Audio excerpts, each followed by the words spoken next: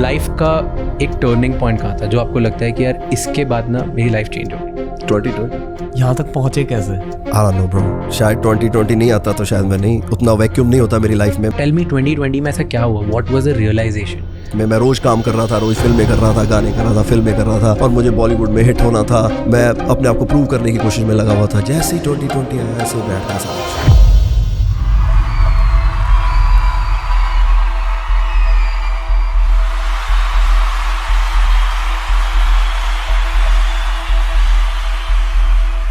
दिलजीत दोसांझ दुनिया के सबसे बड़े आर्टिस्ट में से एक हैं। वो एक इंटरनेट सेंसेशन है और एक आउटस्टैंडिंग परफॉर्मर भी। जितना नाम और शोहरत दिलजीत ने इंडिया में रहकर और इंडिया के बाहर रहकर कमाया है, उतना शायद ही किसी और आर्टिस्ट ने कमाया होगा। पिछले 22 सालों में बहुत से टैलेंटेड सिंगर,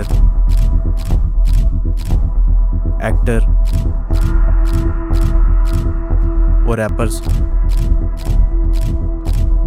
पंजाबी और हिंदी फिल्म इंडस्ट्री में आए, शाइन किए और फिर गायब हो गए। कहीं के साथ तो दिलजीत ने खुद काम भी किया, लेकिन इन पूरे 22 सालों में दिलजीत इकलौते ऐसे आर्टिस्ट हैं जिन्होंने ना सिर्फ इंडिया में ही नहीं बल्कि पूरी दुनिया में अपना नाम रोशन किया। और सबसे इंटरेस्टिंग बात तो ये है कि वो इतने ज़्यादा प्राइवेट हैं कि उनकी पर्सनल लाइफ के बारे में आज तक किसी को ज़्यादा कुछ पता ही नहीं है। कोचेला के स्टेज पर जब दिलजीत ने गर्व से कहा, पंजाबी आ गया कोचेला, उस पल में पहली बार किसी इंडियन रीजनल आर्टिस्ट ने इतनी बड़ी इंटरनेशनल स्टेज पर अपनी मिट्टी की खुशबू फैलाई। लेकिन ये सिर्फ एक लाइन या मूवमेंट नहीं थी, बल्कि 22 सालों की स्ट्रगल, सैक्रिफाइस और स्मार्ट डिसीजन का परिणाम था। आज मैं तुम्हें बताऊंगा कि कैसे एक छोटे से गांव का लड़का, जिसके घर का गुजारा सिर्फ 5000 रुपये महीने में होता था, दुनिया का ग्लोबल सुपरस्टार बन गया। कैसे दिलजीत ने वो कर दिखाया जो किसी इंडियन आर्टिस्ट ने उससे पहले कभी नहीं किया। कैसे दिलजीत कभी किसी कंट्रोवर्सी में नहीं फंसे और कैसे 2020 के बाद दिलजीत की लाइफ चेंज हो गई। वीडियो आगे देखने से पहले एक छोटी सी रिक्वेस्ट है, अगर आप हमारी ग्रोथ का हिस्सा बनना चाहते हो तो नीचे कमेंट सेक्शन में स्वाइप करके आप अपना हाइप ड्रॉप कर सकते हो। अगर ग्रोथ मिलेगी तो तभी हम इस प्लेटफॉर्म में टिके रहेंगे।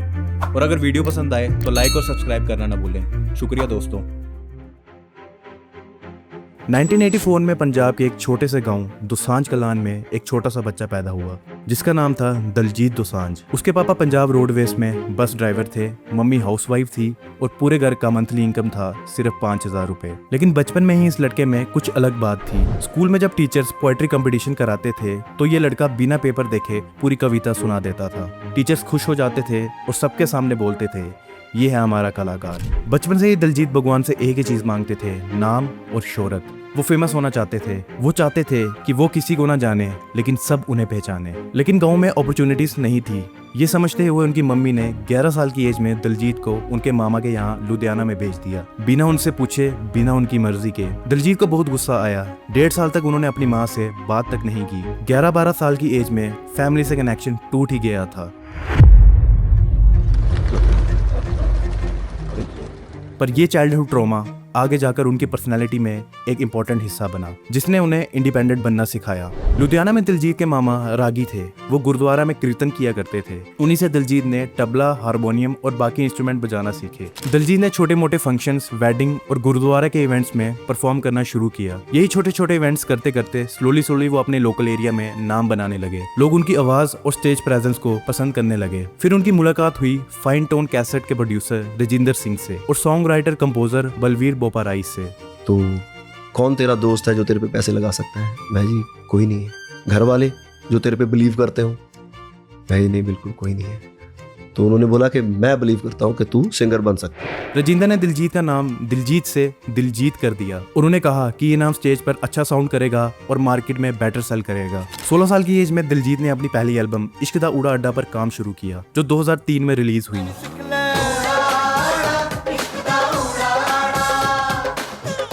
ये उनकी म्यूजिक इंडस्ट्री में ऑफिशियल एंट्री थी। 17 साल की उम्र में ही वो एक शो का 5000 रुपए चार्ज करने लगे। वेडिंग सीजन में तो वो हर दिन बुक रहते थे और उन्हें बचपन से ही फैशन का शौक था। माइकल जैक्सन तो उनके हीरो हुआ करते थे। डिफरेंट कॉम्बिनेशन ट्राई करते रहते और प्रोड्यूसर से पूछते, कहीं मैं जोकर तो नहीं लग रहा। Indo Canadian musician Sukhpal Singh ने एक बार बताया था कि कैसे दिलजीत फैंसी कॉम्बिनेशन ट्राई करते थे और कंफर्म करते थे कि मेरी प्रेजेंस ठीक है या नहीं। 2006 में इश्क हो गया और 2008 में चॉकलेट एल्बम के साथ दिलजीत ने पंजाबी इंडस्ट्री में अपनी पॉपुलैरिटी बढ़ाई, लेकिन मेन स्ट्रीम रिकॉग्नाइजेशन अभी बाकी थी। पंजाबी ऑडियंस में वो पॉपुलर हो रहे थे, लेकिन उन्हें वाइडर इंडियन ऑडियंस तक पहुंचना था। उनका बिग ब्रेक आया 2009 में, जब उनकी मुलाकात हनी सिंह से हुई। उस वक्त Honey Singh hip hop Punjabi music scene में राइजिंग स्टार थे और उनकी पॉपुलैरिटी यूथ में तेजी से बढ़ रही थी। तो दिलजीत और हनी सिंह ने मिलकर एक गाना बनाया जो था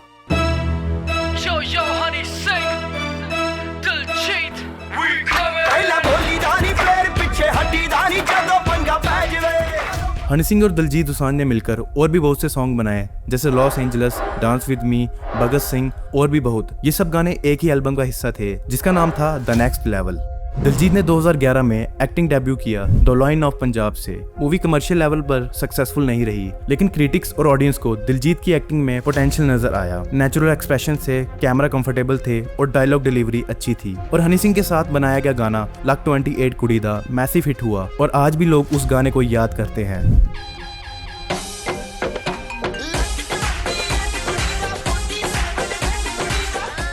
इस सक्सेस के बाद दिलजीत को लगा कि उनका करियर न्यू हाइट्स टच कर सकता है, लेकिन 2011 में दिलजीत की जिंदगी में सबसे इंपॉर्टेंट टर्निंग पॉइंट आया। हनी सिंह के साथ मिलकर अर्बन पेंडू एल्बम बनाई, लेकिन रिलीज होते ही उस एल्बम को कैंसिल करना पड़ा। रीजन था उस एल्बम का एक सॉन्ग जिसका नाम था 15 साल।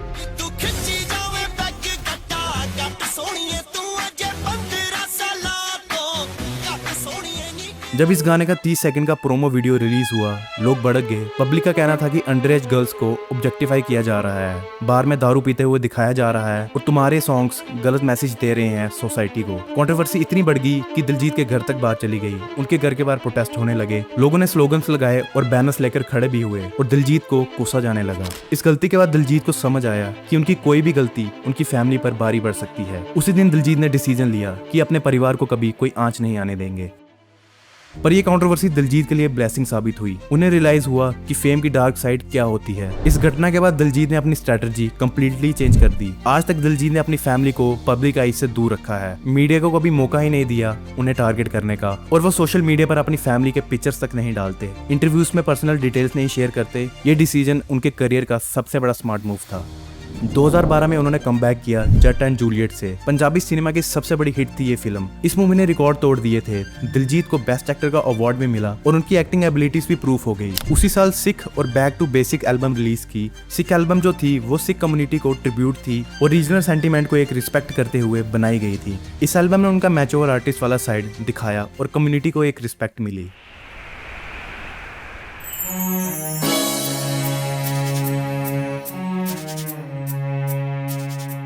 2013 में बादशाह के साथ प्रॉपर पटोला सॉन्ग बनाया, जो पहला मेन स्ट्रीम पंजाबी सॉन्ग था जो पैन इंडिया लेवल पर हिट हुआ था। 2015 में दिलजीत को द लेजेंडरी गुरदास मान के साथ री रिकॉर्ड वर्जन ऑफ मान आइकॉनिक सॉन्ग की बनू दुनिया दा MTV कोक स्टूडियो में गाने का मौका मिला। इसी के साथ दिलजीत का चाइल्डहुड ड्रीम भी पूरा हुआ, क्योंकि गुरदास मान दिलजीत के लिए चाइल्डहुड आइडल थे। उनके साथ काम करना एक इमोशनल मोमेंट था। इस कोलैब ने दिलजीत की क्रेडिबिलिटी म्यूजिक इंडस्ट्री में और एस्टैब्लिश कर दी। उन्होंने 2016 में अपना बॉलीवुड डेब्यू किया उड़ता पंजाब से। मूवी में ड्रग्स प्रॉब्लम पर फोकस किया था और दिलजीत का कैरेक्टर बहुत इंपैक्टफुल था। क्रिटिक्स ने उनकी नेचुरल एक्टिंग की तारीफ की। बेस्ट मेल डेब्यू एक्टर का अवार्ड भी मिला। ये उनकी बॉलीवुड में सक्सेसफुल एंट्री थी। कर जाना चौदो सारा यूथ खराब करता तुसी। उड़ता पंजाब के बाद बॉलीवुड में अपॉर्चुनिटीज आने लगी। डायरेक्टर्स उनको सीरियसली कंसीडर करने लगे। 2017 में द दिलजीत टूर अनाउंस किया। यूके में सारे शो सोल्ड आउट रहे। इंटरनेशनल मार्केट में दिलजीत की डिमांड देखकर क्लियर हो गया था कि वो एक ग्लोबल अपील रखते हैं। लंदन के बिग एरिनास में परफॉर्म किए। ऑडियंस रिस्पॉन्स पूरा ओवरवेलमिंग था। पंजाबी ऑडियंस के अलावा नॉन पंजाबी ऑडियंस भी उनके शोज देखने आती थी। गुड न्यूज अर्जुन पटियाला जैसी बॉलीवुड मूवीज में कॉमेडी एक्टर की इमेज बनाई। अक्षय कुमार जैसे एस्टैब्लिश्ड एक्टर के साथ कंफर्टेबली काम किया। उनकी एक्टिंग का एक प्लस पॉइंट था कि उनकी नेचुरल कॉमिक टाइमिंग बहुत अच्छी थी और ऑडियंस को उनका स्क्रीन प्रेजेंस बहुत पसंद आने लगा। हेलो जी।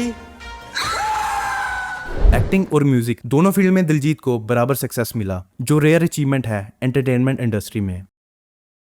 आपको बचाने के लिए संपूर्ण लॉकडाउन होने जा रहा है। 137 crores. That is our population.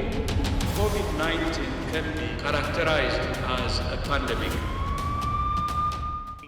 2020 Diljit के लिए कंप्लीट ट्रांसफॉर्मेशन का ईयर था। कोविड लॉकडाउन की वजह से पहली बार 16 साल के बाद उनका बिजी शेड्यूल रुक गया। उन्होंने बचपन से ही फाइनेंशियल स्ट्रगल देखे थे, इसलिए दिलजीत को मनी अर्निंग का ऑब्सेशन था। पर 2020 में कोविड सिचुएशन देखकर दिलजीत ने खुद को काफी बदला और पैसों को लेकर अपनी सोच कंप्लीटली बदली। 2020 के बाद जो अचीवमेंट आए वो अनप्रिडिक्ट थे। The GOAT album Billboard chart में फीचर्ड हुई। पहली बार कोई इंडिया रीजनल आर्टिस्ट इस लेवल पर रिकॉग्नाइज हुआ। 2021 में मून चाइल्ड एरा एल्बम ने हिस्ट्री क्रिएट की। दिलजीत इंडिया के पहले ऐसे आर्टिस्ट बने जिनकी तीनों एल्बम बिलबोर्ड में चार्ट की। ये अचीवमेंट इंटरनेशनल लेवल पर उनकी क्रेडिबिलिटी एस्टैब्लिश कर गई।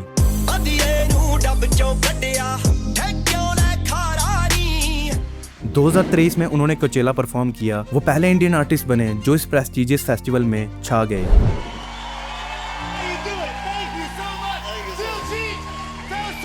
2024 में उन्हें जिमी फैलन शो पर बुलाया गया। इंटरनेशनल सेलिब्रिटीज के साथ कोलैब भी किए। Sia, Anne Marie, Tori Lanez, Saweetie, Jackson Wang, एनेली चोपा। हर कोलैब के साथ दिलजीत ने अपनी पंजाबी आइडेंटिटी को मेंटेन रखा, कॉम्प्रोमाइज नहीं किया अपनी रूट्स के साथ। फैशन में भी वो आइकन बन गए। जून 2000 में वॉल पेरिस ने उन्हें इंडिया मोस्ट फैशनेबल मैन का टाइटल दिया।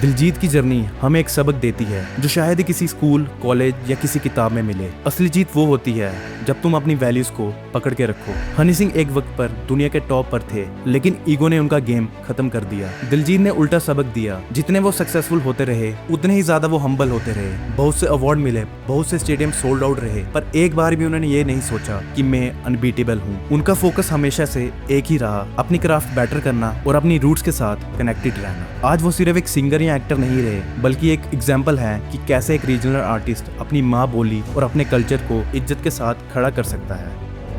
वैसे तो जे मैं एक गल कहा कि मापिया ने नाम ही ऐसा रख दिया दिलजीत का, दिलजीत यथा नाम तथा गुण। आज मैं देख रहा चारे पासे, क्योंकि मैनू गोदे नूं बहुत चिर हो गया।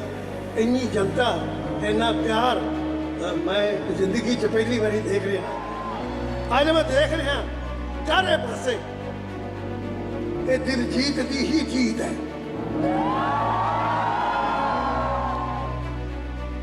बादशाह और हनी सिंह जैसे स्टार आए, उन्होंने अपना गोल्डन फेस देखा, लेकिन दिलजीत ने 22 साल से अपनी रेलेवेंस बनाए रखी, क्योंकि वो कंसिस्टेंट रहे और उन्होंने कंसिस्टेंसी को इंटेंसिटी से ऊपर रखा। वो प्राइवेसी और डिसिप्लिन को पैसे और कंट्रोवर्सी से ज्यादा इंपॉर्टेंट मानते हैं। वो एक ग्लोबल सुपरस्टार बन गए हैं, लेकिन अपने पंजाब को कभी नहीं छोड़ा। दिलजीत की जर्नी ये भी समझाती है कि सक्सेस का असली टेस्ट अवार्ड या हेडलाइंस नहीं होते, असली टेस्ट होता है तुम्हारा कैरेक्टर। तुम ईगो के साथ राइज करते रहो या ह्यूमिलिटी के साथ लेगेसी क्रिएट करते रहो। और दिलजीत ने अपने चॉइस को प्रूव कर दिया कि ग्राउंडेड रहकर भी दुनिया जीती जा सकती है। इसलिए फ्यूचर में जब कोई भी रीजनल आर्टिस्ट वर्ल्ड स्टेज पर खड़ा होगा, रेफरेंस पॉइंट हमेशा दिलजीत दोसांझ होगा। उनकी स्टोरी एक रिमाइंडर है, privacy is power, consistency beat intensity, और अपनी रूट्स के साथ जुड़े रहना ही तुम्हारी बिगेस्ट स्ट्रेंथ है। दिलजीत ने सिर्फ म्यूजिक नहीं बनाया, उन्होंने एक मूवमेंट क्रिएट किया, एक मैसेज दिया कि पंजाबी आया है और हमेशा यहीं रहेगा।